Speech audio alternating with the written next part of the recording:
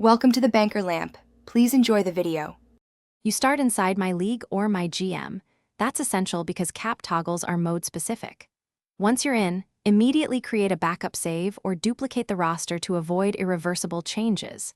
Now go to Settings, then into League Settings. This is where cap behavior lives. You're looking for financial rules and salary cap options. Don't scroll past the payroll section. Make sure you have commissioner privileges or are the host, otherwise the options will be disabled. Once in League Settings, locate Salary Cap and Luxury Tax Controls. These are often grouped under Financial Rules. Toggle Salary Cap to off or set it to disabled. This removes cap enforcement on transactions.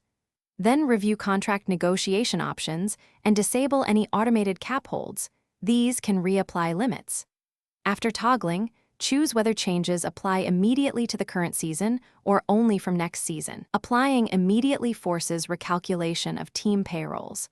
Save the settings and finalize by saving the league file and restarting the session. This forces the game to reinitialize payroll systems with cap off. Then test by attempting a free agent signing or trade that would normally breach the cap, confirming the transaction completes. If you still see restrictions, check that you have commissioner rights and that other mods or roster files aren't enforcing cap rules. As a troubleshooting tip, restore your backup and repeat the steps, or reset financial rules to defaults before toggling cap off again. Thanks for watching. If this was helpful, leave a like and consider subscribing. See you next time.